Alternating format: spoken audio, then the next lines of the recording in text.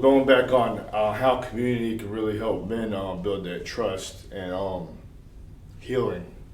How much you think that plays a part with brotherhood and emotions, how they can go about doing that. It's the essence. In restorative practices, restorative justice, you have stakeholders, and communities a stakeholder, a victim's a stakeholder, and that perpetrator, right? Sure. And all stakeholder needs have to be met, right? So that community is going to suffer if through that victimization and that persecution, if that's not resolved, the community is going to suffer. Okay. Same way, if mama and daddy is arguing all the time in the house suffers. It's just how it works. Okay. So in all relationships, somebody has to take accountability. Somebody has to say, I fucked up. Okay? Somebody straight up. Somebody got to say, I screwed up. Okay? That's where it starts. In our relationships, especially in our urbans, we don't get that. Nobody apologizes for nothing. In our relationship with our women, let's keep it real. You sisters might not like this. I love y'all. But my experience and a lot of experience with my brothers that I know of personally, sisters have a problem saying they apologize.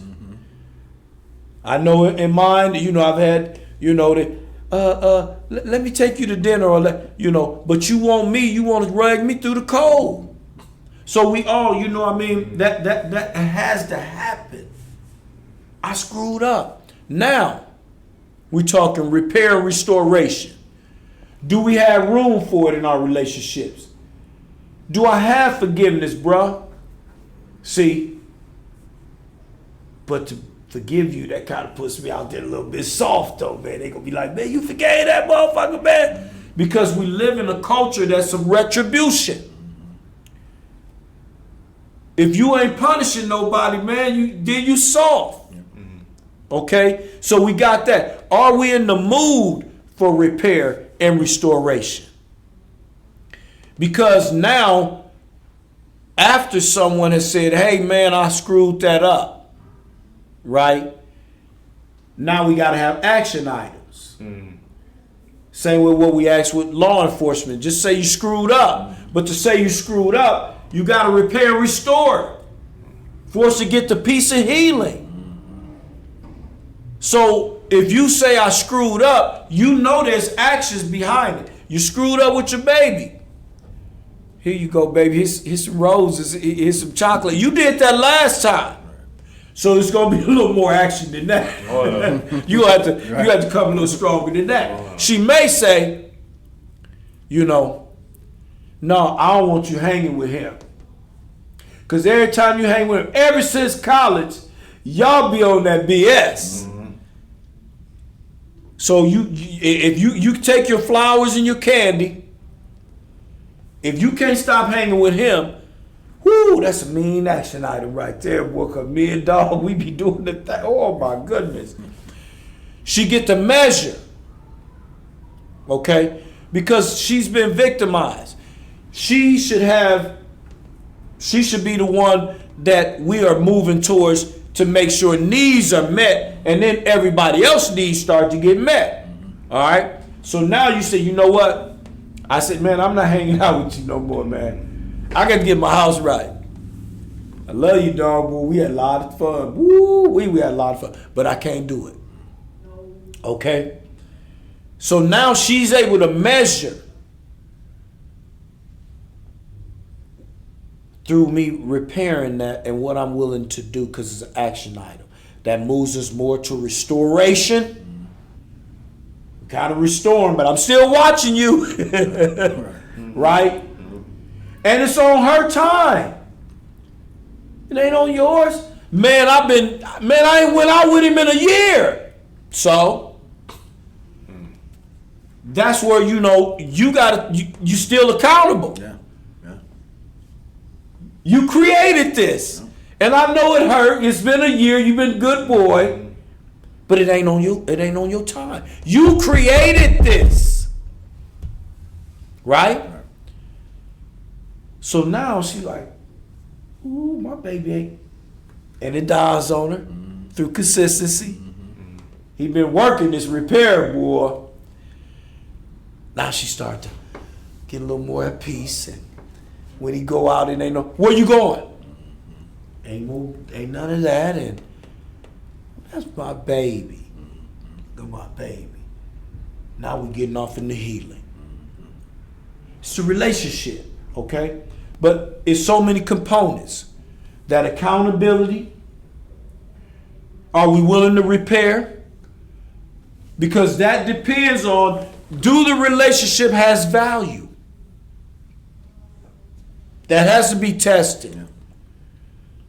Somebody cheat on somebody, man, we come back to the table. We need to know, do you value me? Was it just a hot little moment?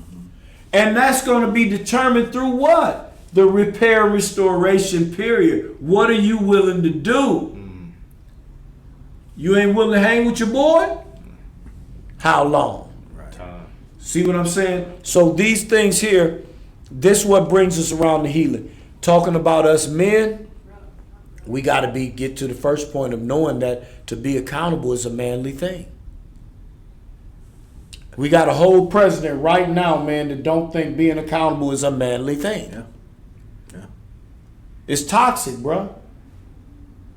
We as men got to be accountable for a lot of things. Right. We want to point fingers. That's terrible. I have a problem with it at times, even within the family. Yeah. Bruh, where it started at? Down. And they this, that, and other, and she don't want to. Where it started at, bruh? So we, as men, we got to be willing to shoulder that. We got to be willing to put in the work. And now we talking about our relationships. Man, I ain't calling that punk ass. You know what I mean? Bro, I hurt you, man. I didn't know, bro. I feel you. See, that's putting in that work. Yeah. Now he's still like, man, but that's fucked up. Yeah. But it goes a long way. I started it. All right, bro, I didn't want to do that to you, man. I swear I didn't, man. And then go into, man, whatever I got to do to make it right, bro, I'm ready to do it. Yeah. I'm showing the value. Yeah. I value this, bro. I screwed up. This is how we heal relationships. So this thing works on all, you know what I mean? So as brothers, we have to be willing to be accountable. It's not soft. To be vulnerable and say you screwed up is actually manly. Yeah. I screwed up, bro. Right. Chin up. Chin up. I mean, that's what they say, standing on business, right? Stand on business now. Yeah. So that, in a nutshell, kind of, I want to allude to that. And, of course, the circles and all that gives us that opportunity to put these things in practice. So we have a way to actually meet those standards of healing and all those things. We have a practice. We just got to be willing to do that. We got to be willing to be accountable. We got to be willing to work and repair. And we have to value our brother relationship. Yeah. I got to love you, bro. You my brother. I don't like you sometimes. You be on the bullshit. Yeah. But I love you. Yeah. Love our relationship. I don't have to like you all the time. Yeah. Hell, I don't like me all the time. Right. All right. Right. On that, like you talking about the thoughts, like the thoughts in your head too, that can stun you from healing that relationship, right? Like you soft, man, if you go talk to him like that, then the thoughts get to stirring, then the rumination, and then all that negative, and then they get really dark, like you said, and you're alone in your head, staring that mirror, but that accountability, like you said, you gotta. And to be honest, some of that toxic stuff within the relationship with our women. Our women feel that they have to take on this masculine face and challenge us sometime in that. Oh, bitch ass, and that makes us keep that armor on too. Yeah. Shit, I gotta be tough. My woman around here slang talking about bitches and shit. You know what I mean? I can't show no, I better not cry to her today. She go, yeah, get your bitch ass, it's toxic, man, and we got to start realizing how toxic it is, man. Yeah. So you mentioned relationships. So how can men regulate better in relationships, especially during conflict and pride triggering moments? For one, more communication, that accountability piece, understanding that, I mean, not just in our relationship, but I like to look at it holistically. I like to see the big picture. You know, we've let our women down. If you want to go all the way back to the plantations and all that, you know, there's a lot of trauma that took place right in front of us as men. So that spirit is still here. Yeah. Naim Akbar talked about the psychological effects of slavery that still persist. Yeah, it's still around. So it's a still spiritual feel, and our women are still upset with that. I've been raped. I've been, you know, that feel is there. And then you know good, Yeah. right? Yeah. And so as a man, we have to understand that within our relationships, that stigma just passed on to 50, 60. Look at his lousy ass, this, that, and the other. And today, we've lost a lot of respect to almost to the point where some of our women are looking beyond us and seeing relationships in each other.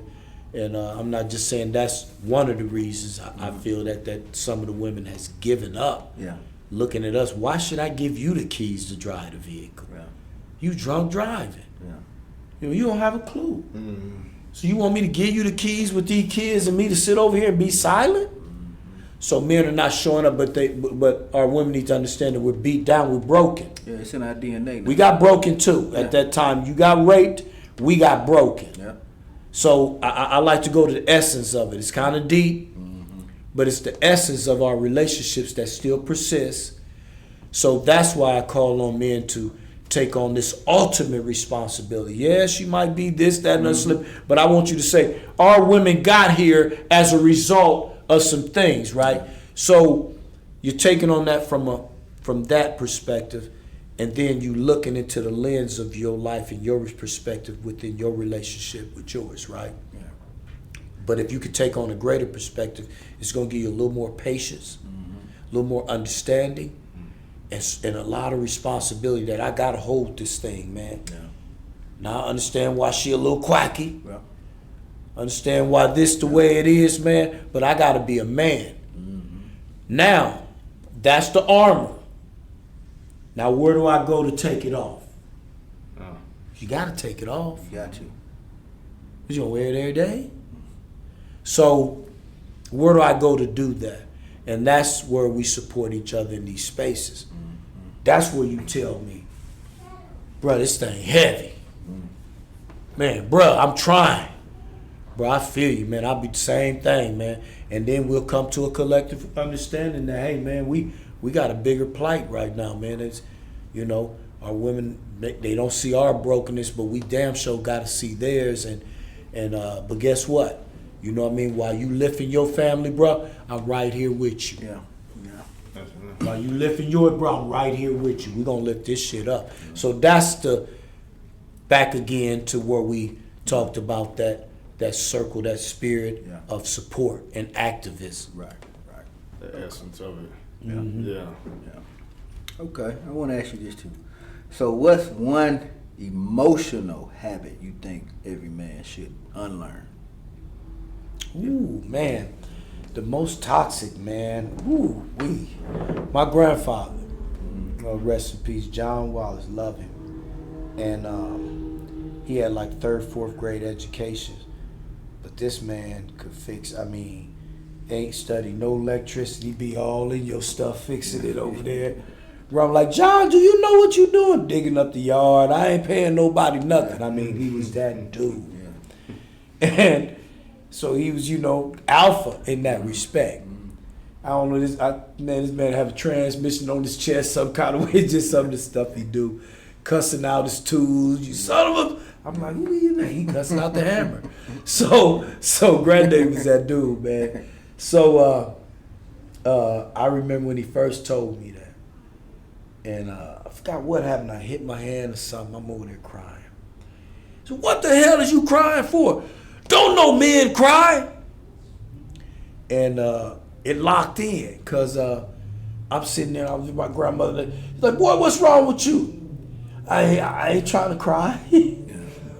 Well, ain't nothing wrong with crying. Granddaddy said, your granddaddy, you know, but it stuck with me for a while, you know. Man, don't cry, you know. And so that's just got to be the most toxic. Not crying. Yeah, losing some of that alpha, you know, because today with our kids, it is off the chain, man. Yeah. I mean, the rappers, everybody. I'm like, man, do you believe this dude is, you know what I mean? He just sleep hard, wake up hard. Every moment of his life is just. I said, so he ain't no role playing up in there. No, I mean, so it's this image, and it's just a stereotype that, you know. But a lot of it come from those type of things that we've been told, and we just got to start breaking it down. It's toxic. Yeah. We have to allow our men, you know, to.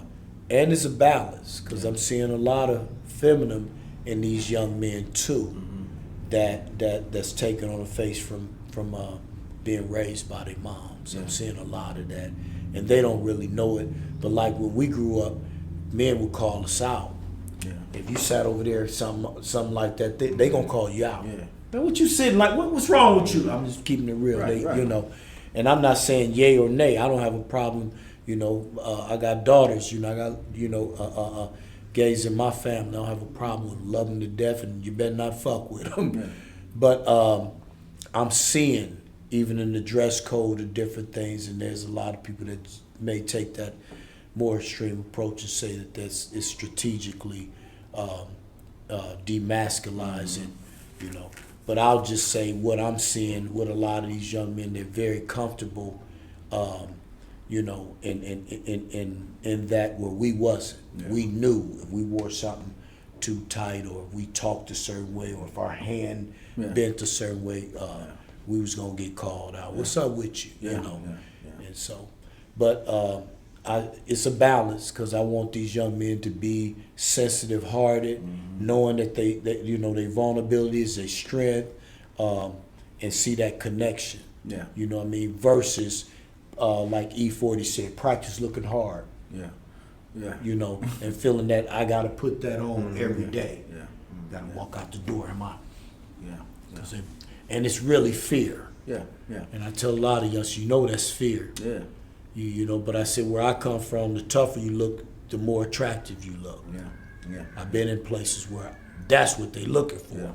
Want to see how tough you really is.